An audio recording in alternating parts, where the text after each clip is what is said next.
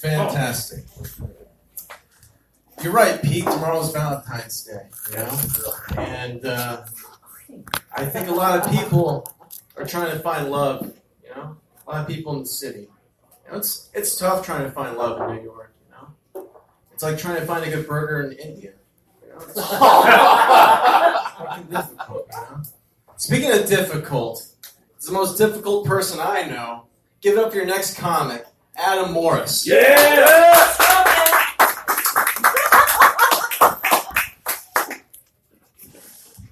All right, guys, I'm playing with some new stuff tonight. I've been told I'm a crude comic. I've been told I'm very vulgar. And yes. So my mother and my son's mother, they've asked me, to tone it down a little bit. So I'm going to give you one clean joke, because if I do any more than that, I'll actually never get on fucking stage. So there's been talk of Oprah running for president recently. And I think it's a great idea. I actually really do. But what I think she should do to fuck with all the Maroons, and that's right, I said Maroons, because I am from Queens, I think she should run as a Republican. I mean, Trump did that shit for 50 years, and then he got elected. I'm not saying we'll all get universal health care, but we will all get free microwaves or a coffee TV. And we might even get to fucking see Tom Cruise jump on a couch in the Oval Office. Yes!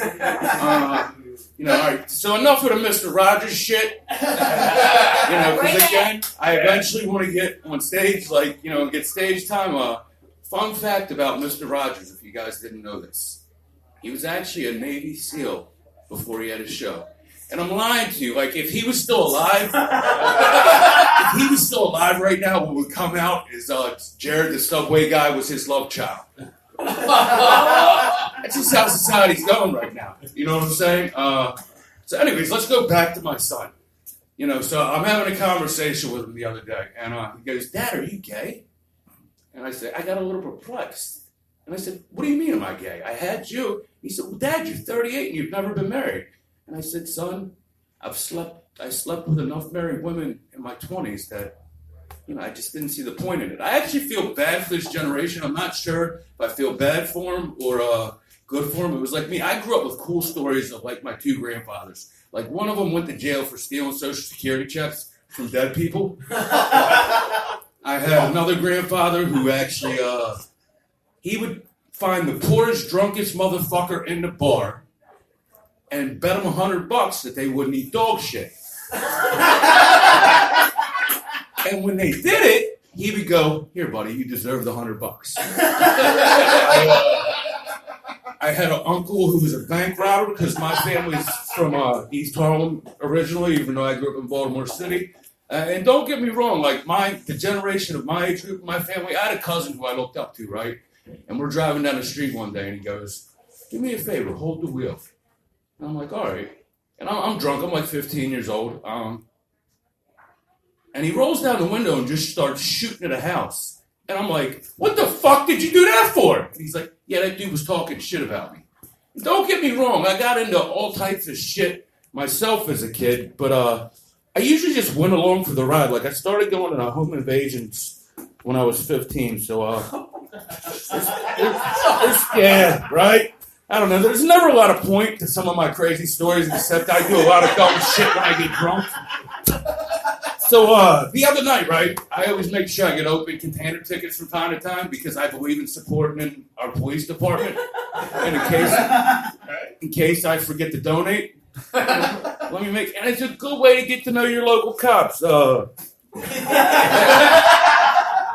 I went to see my doctor today, right? And she actually said the coolest thing a trained professional has ever said to me. She said, "Are you still going to A meetings?" And I said, "No." And she said, "Well, why not?" I said, "It's like going to church without drinking the wine." And she said, "Well, can you explain to me what it's like being an alcoholic and going to blackouts?" And I said, "Sure, every time I'm down to my last 2 beers, I feel like I have blue balls." I said, "My blackouts feel like I've been in the witness protection program for the last 20 years. And, so she says to me, she starts asking me this normal first question. She's like, "Are you hearing voices? Are you thinking of hurting yourself or anyone else?" And I get tired of hearing it. So I'm like, "Doc, you know what? I'm hearing voices." And she said, well, are you taking your meds? And I said, no. And she said, well, why not? And I said, I miss the company. She says, do you have any hobbies right now? And I said, sure, I get drunk with the homeless. I believe in community service. She said, anything else?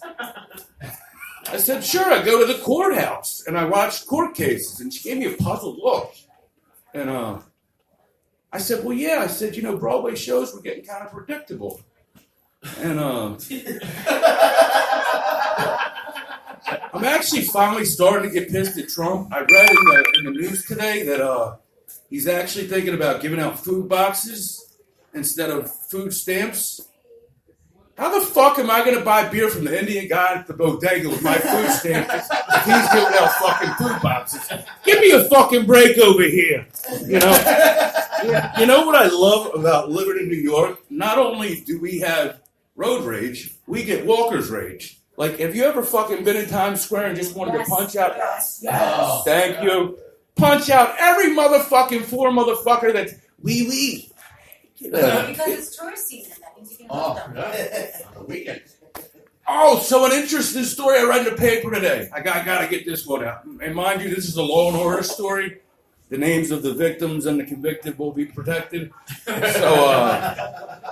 So this hooker, she gets robbed by a John. And so she calls the cops and she's like, yeah, this John robs me. So, now they're locking the John up for extortion and the hooker up for solicitation. I sold drugs for a long time. That would have been like me calling the cops and saying, I just got robbed for an ounce of crack. But at the point the world is in right now, I really shouldn't be surprised. It's just where we're at as a society. Okay, so I actually have a therapy dog. Because in case you can't tell, I'm mentally ill. I was embarrassed to say that shit for a long time. Now I'm like, fuck it. When I start telling you, if the doctors ask me about voices, I think you get it. But, I think it's cool having her, too. It pisses off all my neighbors because I live in a no-dog building. And they'll be like, can we pet the puppy? And they're like, no, that's the drunk guy.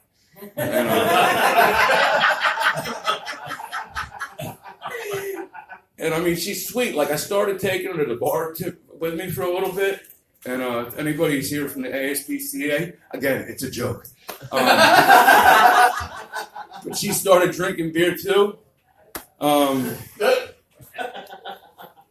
I wake up and I'm going through psychosis and I start seeing all the, dead people and ghosts and shit, she'll start barking at them. I'm like, Berkeley, tell him to get the fuck out of here.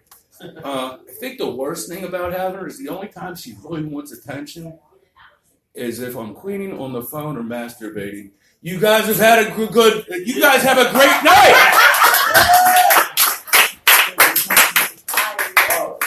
Folks, give it up for Adam.